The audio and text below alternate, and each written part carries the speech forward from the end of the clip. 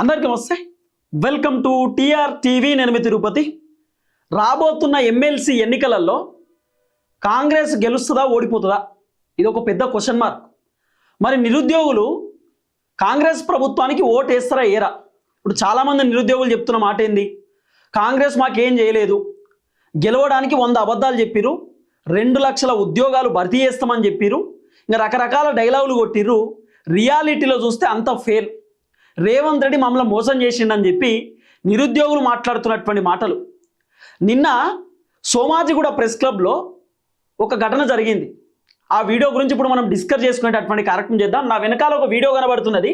ఇప్పుడు ఈ వీడియోలో ఉన్నటువంటి ప్రొఫెసర్ ఎవరో మీకు తెలుసుకోవాలి. ఎందుకంటే ఆయన కాంగ్రెస్ పార్టీ సపోర్టివ్గా పనిచేస్తున్నాడు. ఆయనకు పొలిటికల్ పార్టీ ఉన్నది. అయితే కాంగ్రెస్ పార్టీ మద్దతుతోటి గవర్నర్ కోటాలో ఆయన ఎమ్మెల్సీ అయిండు. ఇప్పుడు నిరుద్యోగులు వాళ్ళ బాధలు చెప్పుకోవడానికో వాళ్ళ సమస్యలు చెప్పుకోవడానికి ఆ సార్ వాళ్ళ ఇంటికి పోతే ఆ సార్ కలుస్తలేడట. ఆ సార్ డైరెక్ట్ చెప్తున్నా, నా దగ్గరికి ఎందుకు వస్తున్నారు, మీరు పోయి గవర్నమెంట్తో మాట్లాడుకోర్రి, గవర్నమెంట్లో చాలామంది ఉన్నారు వాళ్ళతో మాట్లాడుకోరు, మా ఇంటికి రాకుర్రి అని చెప్పేస్తుండట. అసలు వాళ్ళ ఇంటికి రానిచ్చే పరిస్థితి లేదు. ఆఖరికి సార్ కోసం అక్కడిక్కడ దేవులాడుతురు, సార్ కలిస్తే మంచిగుంటుంది, సార్తో మాట్లాడదాం, సార్కు మా బాధలు చెప్పుకుందాం అంటే సార్ ఎక్కడ కనబడతలేడు, కలుస్తలేడు, బయటకు వస్తలేడు. నిన్న సోమాజిగూడ ప్రెస్ క్లబ్లో నిరుద్యోగులు ఒక రౌండ్ టేబుల్ సమావేశం పెట్టారు. ఆ రౌండ్ టేబుల్ సమావేశానికి సార్ పోలే. నిరుద్యోగులు ఆ సార్కి ఒక పత్రం ఇవ్వడానికి, అంటే ఒక ఇన్విటేషన్ కార్డు ఇవ్వడానికి పోతే కూడా సార్ కనబడలే, సార్ అసలు కలవలే.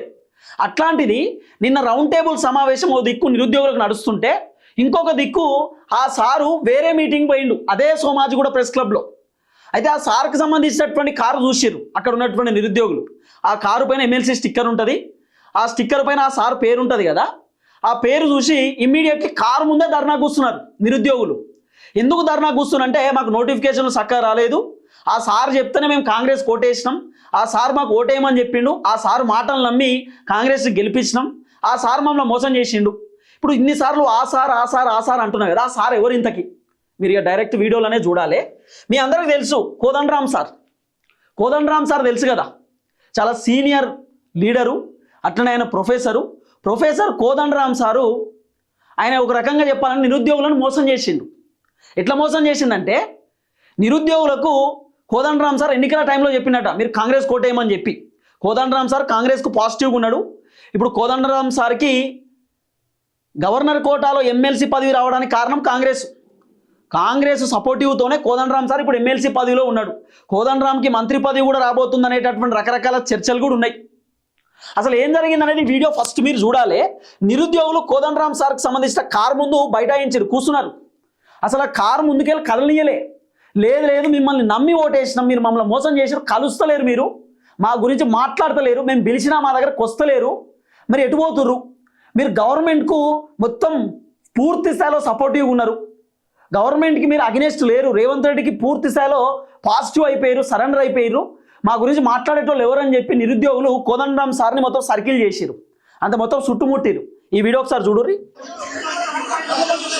కోదండరామ్ సార్ పోతున్నాడు, నిరుద్యోగులు పోనీయలే, ఎదురు తిరిగిర్రు, లేదు మీరు ఉండుర్రి అని చెప్పి. కోదండరామ్ సార్ ఏం చేసిండు తెలుసా, వేరే మీటింగ్ పోయిండు. అదే సోమాజిగూడ ప్రెస్ క్లబ్లో వేరే రౌండ్ టేబుల్ ఏదో మీటింగ్ ఉంటే పోయిండు. అదే ప్రెస్ క్లబ్లో నిరుద్యోగులు వాళ్ళ బాధలు చెప్పుకుంటున్నారు. మరి కోదండరామ్ సార్ ఏడికి పోవాలని, నిరుద్యోగుల మీటింగ్ కదా పోవాల్సింది, స్టూడెంట్స్ కోసం కదా కోదండరామ్ సార్ పోరాటం చేయాల్సింది. ఇదే కోదండరామ్ సార్ ఎమ్మెల్సీగా పోటీ చేసింది గతంలో. నేను నిరుద్యోగుల కోసం అది చేస్తా, ఇది చేస్తా, ఉద్యోగాలు తెస్తా, ఏదేదో చేస్తా అని చెప్పినటువంటి కోదండరామ్ సారు మరి ఇప్పుడు ఎందుకు కనబడకుండా ఉరుకుతున్నాడు, కనబడకుండా ఎందుకు పోతున్నాడు? ఏంది అర్థమైంది? ఎవరిని మోసం చేస్తున్నట్టు? ఇప్పుడు కాంగ్రెస్తో కోదండరామ్ సార్ చాలా పాజిటివ్గా ఉన్నాడు. మరి ఇప్పుడు ఈ నిరుద్యోగులకు సంబంధించినటువంటి బాధలను కోదండరామ్ సార్ చెప్పొచ్చు కదా.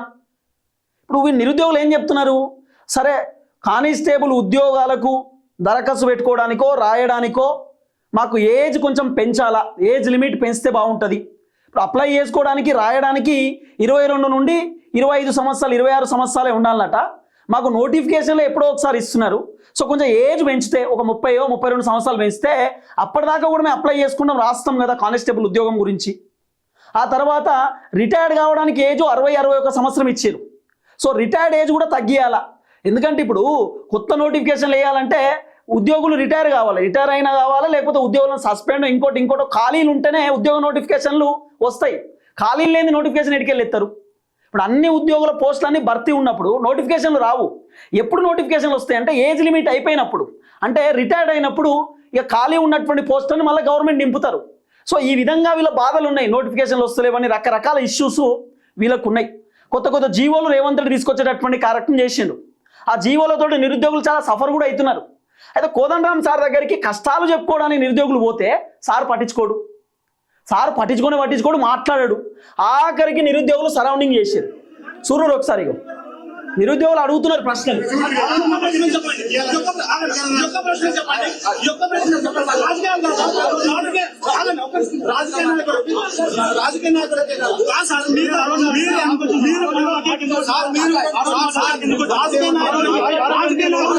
చెప్తలేడు, సమాధానం చెప్తలేడు. నేను పోతా అంటుండు. ఇది సరైన సందర్భం కాదంటున్నాడు కోదండరామ్ సార్. మాట్లాడే పరిస్థితి లేదు. నిరుద్యోగులు అడిగే ప్రశ్నలకు కోదండరామ్ సార్ సమాధానం చెప్పే పరిస్థితి లేదు.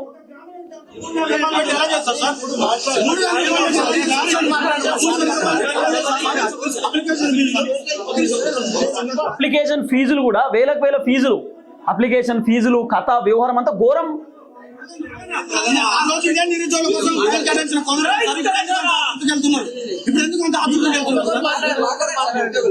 సార్ మీకోసం నేను పనిచేసాను సార్. 2019లో మీకోసం నేను పనిచేసిన వ్యక్తిని సార్.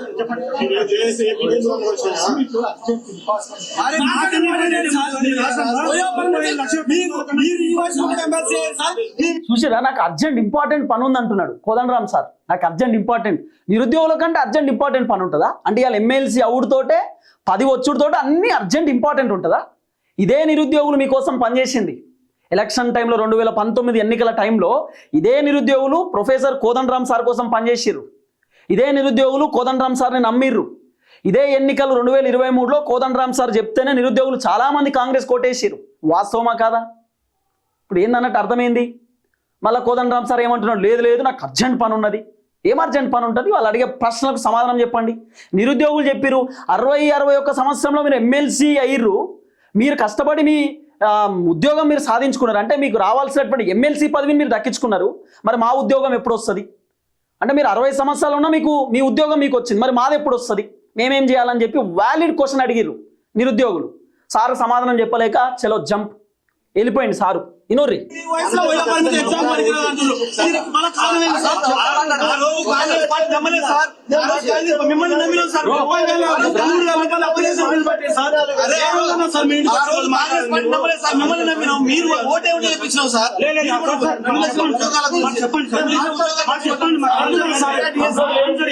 No answer.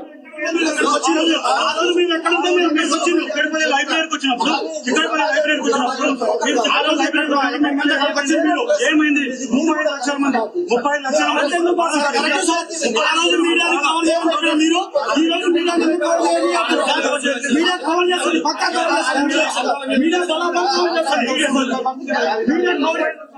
మీడియా ముందు ఇదంతా కరెక్ట్ కాదు అంటున్నాడు కోదండరామ్ సార్. మీడియా ముందు ఇదంతా కరెక్ట్ కాదు. ఏం చెప్పాలో మరి ఈ వీడియో కూడా చూడు. రాజకీయ నాయకులకి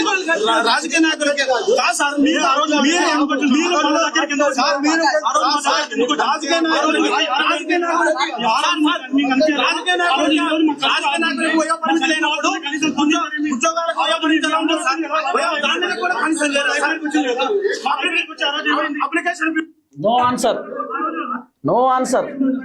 నిరుద్యోగులు అడిగిర్రు ఒక వ్యాలిడ్ పాయింట్ ఏంటంటే రాజకీయ నాయకులకు ఏజ్ లిమిట్ లేదు. రాజకీయ నాయకులు ఇక వాళ్ళు మొత్తం లైఫ్ లాంగ్ 100 సంవత్సరాల దాకా రాజకీయం చేయవచ్చు. వాళ్ళకు ఏజ్ లిమిట్ లేదు. ఎమ్మెల్యే గెలవచ్చు, ఎంపీ గెలవచ్చు, మంత్రి అవ్వచ్చు. ఒకవేళ గవర్నమెంట్ వచ్చినాక ఏడ గెలవకపోతే నామినేటెడ్ పదవి కూడా ఇస్తారు. కార్పొరేషన్ చైర్మన్ పదవి ఇస్తారు, ఎమ్మెల్సీ పదవి ఇస్తారు, క్యాబినెట్లో తీసుకుంటారు. ఇట్లా రకరకాలుగా ఉంటాయి. మరి నిరుద్యోగులకు గింత ఏజ్ లిమిట్ ఎందుకు, ఇన్ని రిస్ట్రిక్షన్స్ ఎందుకు అనేది నిరుద్యోగులు అడుగుతున్నటువంటి ప్రశ్న. అసలు ఏం జరిగింది అనేది పిన్ టు పిన్ మనం మాట్లాడుకోవాలి. ఎందుకు కోదండరామ్ సార్ తోటి నిరుద్యోగులు పంచాయతీ పెట్టుకున్నారు, జరిగినటువంటి కథ ఏందనేది మనం డిస్కస్ చేసుకోవాలి. ఫస్ట్ నోటిఫికేషన్ రాయడానికి అర్హత కోల్పోవడం, నోటిఫికేషన్ రాయడానికి అర్హత కోల్పోతున్నారు. పోలీస్ కానిస్టేబుల్ ఉద్యోగానికి దరఖాస్తు చేసుకోవడానికి సాధారణంగా గరిష్ట వయసు 22 నుండి 25 ఏండ్లు మాత్రమే ఉంటుంది. క్యాస్ట్ను బట్టి కొద్దిగా సడలింపు ఉంటుందట. ఇప్పుడు పోలీసు నోటిఫికేషన్ ఉంటుంది కదా, అంటే కానిస్టేబుల్ నోటిఫికేషన్ ఉంటుంది కదా, ఆ కానిస్టేబుల్కి సంబంధించిన ఉద్యోగ దరఖాస్తు చేసుకోవడానికి సాధారణంగా వయసు, ఇది గరిష్ట వయసు 22 నుండి 25 ఇప్పుడు 22 నుండి 25 సంవత్సరాల వాళ్ళే దరఖాస్తు పెట్టుకోవాలి, వాళ్ళకే ఉద్యోగాలు వస్తాయి, వాళ్ళే ఎగ్జామ్ రాయాలి, ఇవన్నీ ఉన్నాయి. మళ్ళీ క్యాస్ట్ని బట్టి ఓబీసీ వేరే, ఈడబ్ల్యూఎస్ కోటా వేరే, ఎస్సీ ఎస్టీ బీసీ వేరే, ఇవన్నీగా డిఫరెంట్ అన్నట్టు ఒక్కొక్క క్యాస్ట్కి ఒక్కొక్క ఏజ్ వైజ్ ఉన్నది.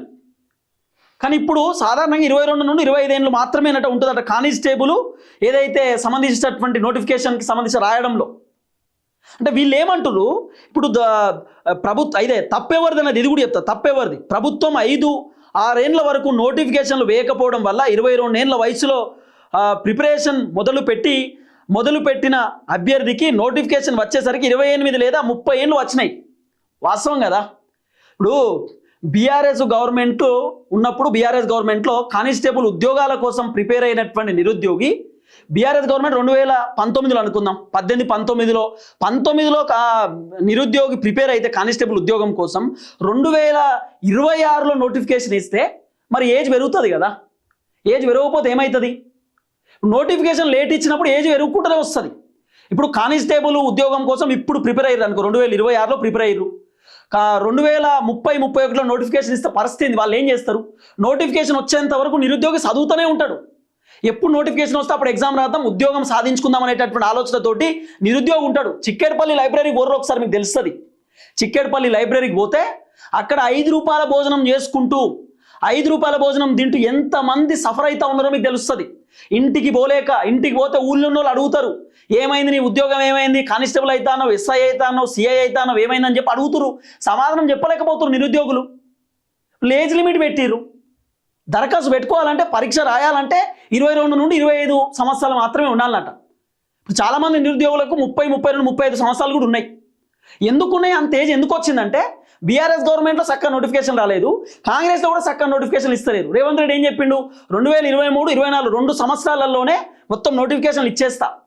2023 డిసెంబర్లో అధికారంలోకి వచ్చినటువంటి రేవంత్ రెడ్డి 2024లో మొత్తం ఎన్ని నోటిఫికేషన్లు ఇచ్చిండు, 2025లో ఎన్ని నోటిఫికేషన్లు ఇచ్చిండు, ఎన్ని ఉద్యోగాలు ఇచ్చిండు రేవంత్ రెడ్డి? 2 లక్షల ఉద్యోగాలు భర్తీ అయినాయా? రేవంత్ రెడ్డి చెప్పిండు 2 సంవత్సరాలలో 2 లక్షల ఉద్యోగాలు భర్తీ చేసి తీరుతా, రేవంత్ రెడ్డి చెప్పిన మాట.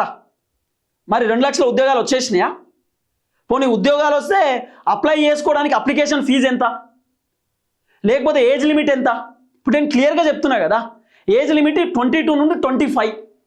కానిస్టేబుల్ ఉద్యోగం అప్లై చేసుకోవాలన్నా, దరఖాస్తు రాయాలన్నా, ఏదున్నా కూడా ఇంత ఘోరమైన పరిస్థితి. మళ్ళీ చెప్తున్నా వినోరిగో, నోటిఫికేషన్ రాయడానికి అర్హత కోల్పోవడం, పోలీస్ కానిస్టేబుల్ ఉద్యోగానికి దరఖాస్తు చేసుకోవడానికి సాధారణంగా గరిష్ట వయసు 22 నుండి 25 ఏళ్ళు మాత్రమే ఉంటుంది. ఈ క్యాస్ట్ బట్టి కొద్దిగా సడలింపు ఉంటుంది. తప్పు ఎవరిది? ప్రభుత్వం 5-6 ఏళ్ళ వరకు నోటిఫికేషన్లకు వేయకపోవడం వల్ల 22 ఏళ్ళ వయసులో ఆ ప్రిపరేషన్ మొదలుపెట్టినటువంటి అభ్యర్థికి నోటిఫికేషన్ వచ్చే వరకు 28 నుండి 30 ఏళ్ళు వస్తున్నాయి. ఎస్, వెయిట్ చేసి నోటిఫికేషన్ లేట్ అయితే ఏజ్ పెరుగుతుంది. మరి అప్పుడు ఏం చేయాలి అంటే, ఇన్ని రోజులు ప్రిపేర్ అయినంత వృధానా? ఇన్ని రోజులు కానిస్టేబుల్ ఉద్యోగం రావాలనుకున్నంత వృధానా ఏజ్ లిమిట్ పెడితే? ఇట్లుంది కథ.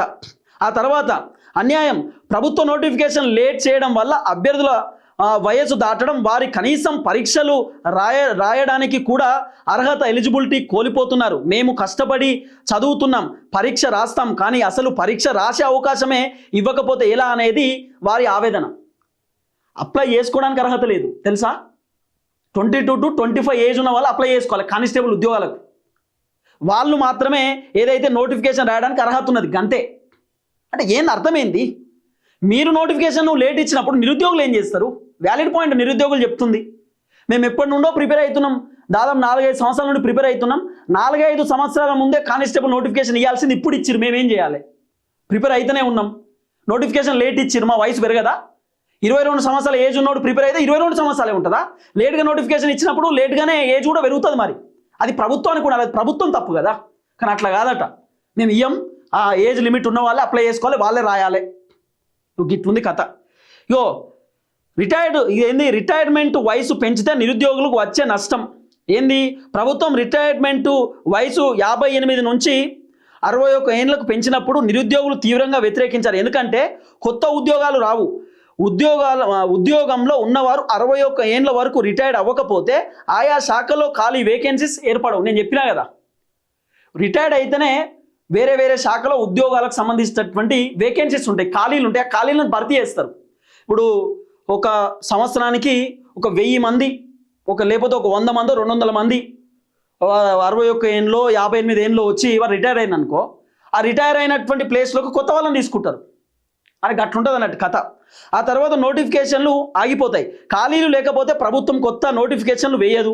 దీనివల్ల నిరుద్యోగులు మరింత కాలం మరింత కాలం వేచి ఉండాల్సి వస్తుందట. ఇది వాస్తవం. వారి డిమాండ్ ఏంది, అసలు నిరుద్యోగుల డిమాండ్ ఏంది, ఎందుకు కోదండరామ్ సార్ చుట్టూ తిరిగిరంటే, ఇక మమ్మల్ని 61 ఏళ్ళకి రిటైర్ చేయండి, దానికి మాకు ఎలాంటి అభ్యంతరం లేదు, కానీ నోటిఫికేషన్లు ఆలస్యంగా ఇస్తున్నారు కాబట్టి మేము పరీక్ష రాసుకోవడానికి వీలుగా నోటిఫికేషన్ గరిష్ట వయస్సు పరిమితి అప్లికేషన్ ఏజ్ లిమిట్ 30 నుండి 35 ఏళ్ళ వరకు పెంచండి. అర్థమైందా? అప్లికేషన్ చేసుకోవడానికంటే అప్లై చేసుకోవడానికి ఏజ్ లిమిట్ 30-35 పెట్టుర్రి. అయితే మేము కూడా ఎగ్జామ్స్ రాస్తాం, మేము కూడా కానిస్టేబుల్ జాబ్ కొడతామని చెప్తున్నారు. ఏజ్ లిమిట్ ఏమో ఇప్పుడు 22 నుండి 25 ఉన్నది. ఇది కాదు ఏజ్ లిమిట్, ఏజ్ లిమిట్ పెంచుర్రి. సరే, రిటైర్డ్ ఏజ్ ఎంత అయిందనేది మీ ఇష్టం. మేము పరీక్ష రాయడానికి అప్లై చేసుకోవడానికి ఈ నోటిఫికేషన్ మాకు ఎలిజిబిలిటీ కావాలంటే మాకు ఏజ్ పెంచుర్రి. 30-35 సంవత్సరాలు ఉంటే అప్పుడు మేము కూడా రాస్తామని చెప్తున్నారు. ప్రభుత్వం మాత్రం కొత్త జీవో పట్టుకొచ్చి ఇట్లాంటి వ్యవహారాన్ని తెరపైకి తీసుకొచ్చినారు. ప్రభుత్వం జారీ చేసిన GO number 87, GO MS number 87 ద్వారా యూనిఫామ్ ఉద్యోగులకు 5 ఏళ్ళ ప్రత్యేక వయసు సడలింపట కోల్పోవడంతో కేటగిరీ వారీగా ప్రస్తుతం దరఖాస్తు చేసుకోవడానికి ఉండాల్సిన గరిష్ట వయసు పరిమితి, ఎఫెక్టివ్ ఏజ్ లిమిట్ వివరాలు నేను చెప్తా. ఇప్పుడు జనరల్ కేటగిరీ ఓసీ 18 నుండి 27 ఏళ్ళ సంవత్సరాలు సాధారణంగా వయసు, 22 ఏళ్ళు 5 ఏళ్ళ ప్రభుత్వ సడలింపట. బీసీ, ఎస్సీ, ఎస్టీ, ఈడబ్ల్యూఎస్ అభ్యర్థులు 18 నుండి 32 సంవత్సరాల సాధారణ వయసు, 22 ఏళ్ళు 5 ఏళ్ళు జీవో సడలింపు, 5 ఏళ్ళ కేటగిరీ మినహాయింపట. ఆ తర్వాత హోంగార్డ్స్ 18 నుండి 45 సంవత్సరాల వరకు, వితంతువులు, విడాకులు తీసుకున్న మహిళలు, ఓసీ బీసీ కేటగిరీ మహిళలు 40 సంవత్సరాలు, ఎస్సీ ఎస్టీ కేటగిరీ మహిళలు 45 సంవత్సరాలు. ఈ నిరుద్యోగులకు తాజా డిమాండ్స్ ఏంటి అంటే, మాకు ఏజ్ లిమిట్ పెంచాలని చెప్తున్నారు. ఎస్ఐ పోస్టులకు 38 ఏళ్లకు పెంచాలంటూ నిరుద్యోగులు చెప్తున్నారు. నిరుద్యోగుల జేఏసీ నాయకులు వాళ్ళందరూ డిమాండ్ చేస్తున్నారు. ఆ తర్వాత జనరల్ కేటగిరీ కానిస్టేబుల్ పోస్టులకు గరిష్ట వయసు పరిమితి 36 ఏళ్ళు ఉండాలని చెప్పి క్లియర్గా వాళ్ళు చెప్తున్నటువంటి మాట. కాబట్టి ఇదంతా కూడా నిరుద్యోగులకు సంబంధించిన డిమాండ్. ఇవన్నీ రేవంత్ రెడ్డికి పట్టవు కాబట్టి అట్లీస్ట్ కోదండరామ్ సార్ చెప్తే బాగుంటుందని ఆలోచనతో కోదండరామ్ సార్ దగ్గర పోతే కోదండరామ్ సార్ పట్టించుకోడు. ఇదంతా ఆగమాగం కథ. దీన్ని బట్టి చూస్తే మీకు ఏమర్థమవుతుంది, రాబోతున్న ఎమ్మెల్సీ ఎన్నికలలో కాంగ్రెస్కు ఓట్లు వస్తాయి అనుకుంటురా, సీట్లు వస్తాయి అనుకుంటురా? నిరుద్యోగులు కాంగ్రెస్ పైన వ్యతిరేకంగా ఉన్నారు. గ్రాడ్యుయేటెడ్స్ ఎట్లయినా కాంగ్రెస్ కోటేసే పరిస్థితి లేదు. ఉద్యోగులు కూడా రేవంత్ రెడ్డి పైన కోపంతో ఉన్నారు. పిఆర్సీలు ఆగిపోయినాయి, డిఏలు ఆగిపోయినాయి, అన్ని బెనిఫిట్స్ ఆగిపోయినాయి. పోనీ ఇంకా చాలామంది ఎవరైతే ప్రైవేట్ ఎంప్లాయీస్ ఉన్నారో గ్రాడ్యుయేటెడ్స్, వాళ్ళు ఓటేసే పరిస్థితి లేదు కాంగ్రెస్ గవర్నమెంట్ పర్ఫార్మెన్స్ చూసిన తర్వాత. ఆ తర్వాత ఇంకా మాట్లాడుకుంటూ పోతే చాలామంది ఒక్కళ్ళిద్దరు కాదు, మస్తు మంది రేవంత్ రెడ్డి పైన అసంతృప్తితో అసహనంతో ఉన్నారు. కారణం రకరకాలుగా ఉన్నాయి, ఒకటి రెండు మనం చెప్పేటటువంటి పరిస్థితి లేదు. కాబట్టి ఎమ్మెల్సీ ఎన్నికలు, గ్రాడ్యుయేటెడ్ ఎమ్మెల్సీ ఎన్నికలు వస్తున్నాయి. ఎమ్మెల్సీ ఎన్నికలలో కొంత రేవంత్ రెడ్డి ప్రభుత్వానికి ఇబ్బంది అయ్యేటటువంటి అవకాశాలు ఉండొచ్చు. చూద్దాం ఏం జరగబోతుంది. దయచేసి వీడియో అందరికి షేర్ చేయండి. అందరికీ నమస్తే, థ్యాంక్ యూ సో మచ్. జై తెలంగాణ.